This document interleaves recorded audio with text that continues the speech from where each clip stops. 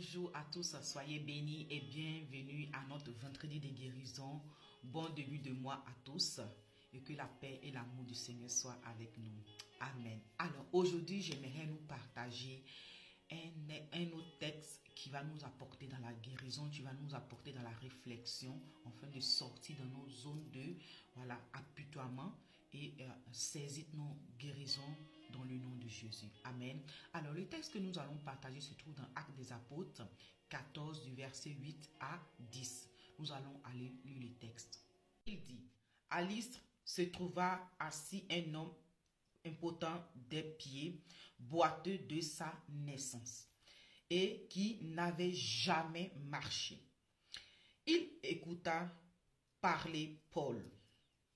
Et Paul fixa les regards sur lui et voyant qu'il avait la foi pour être guéri, dit d'une voix forte: lève-toi droit sur tes pieds.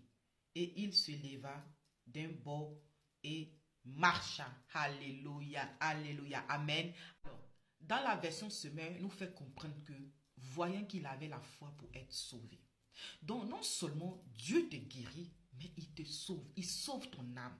Il sauve ta personne. Amen.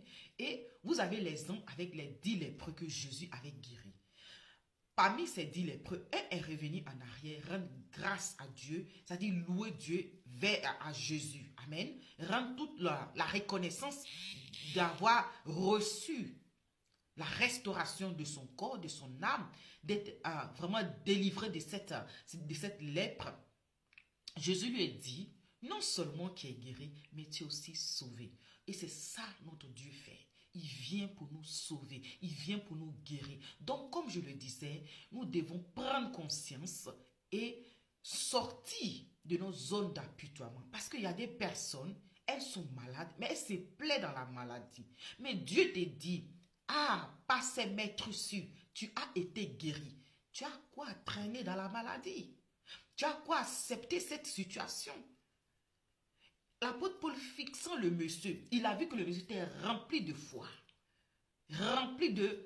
C'est-à-dire, il veut être guéri, il veut marcher. Il a dit, lève-toi et marche. Le monsieur, c'est l'apôtre Paul l'a attiré pour s'élever. Non. Il a proclamé la parole. Il a annoncé la parole que le monsieur a reçue dans son cœur. Et puis, il s'est levé. Alléluia. Amen. Alors ce matin, mon message vient pour te faire comprendre que tu dois contempler le Seigneur. Tu dois voir ta guérison. Tu dois voir ta restauration. Tu dois voir ta délivrance et te lever sur la parole de Dieu et marcher sur sa parole. Amen. Et c'était ça le but de mon message ce matin. Prends conscience de qui tu es. Prends conscience que ton Dieu veut que tu sois guéri. Prends conscience que ton Dieu veut te guérir. Et non seulement te guérir, te sauver. Amen. Et donc, c'était ça le message d'exhortation. Soyez bénis. Je prie que à travers ce message, le Seigneur puisse vous donner la compréhension et la révélation de la guérison qui vous a été déjà acquise. Afin de de permettre à votre âme, à votre corps de comprendre cela. Amen. David disait, mon âme, pourquoi t'as battu? Hey, parle à ton corps, parle à ton âme. Alléluia. Et sors dans cette maladie, sors dans cette dépression, sors dans cette, je ne sais pas, dans cette infirmité. Et reçois ta guérison dans le nom de Jésus.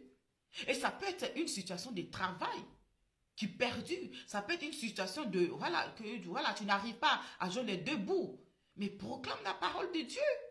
Et agis en conséquence. Et ce n'est pas seulement de proclamer puis tu attends. Non, tu dois agir. Le monsieur, il a posé l'action sur la parole de Paul. L'action, c'était de s'élever. Amen. Donc, c'était ça. Voilà, je vais vous laisser pour ne pas faire trop long. Que le Seigneur nous bénisse et qu'il bénisse sa parole. Et à tous ceux qui vont le recevoir avec cœur, que cela soit esprit et vie. La parole de Dieu, elle est vivante. Amen. Donc, ce que tu as entendu ce matin, c'est la parole de Dieu. Reçois ta guérison. Amen. Soyez bénis et bonne journée. Ciao.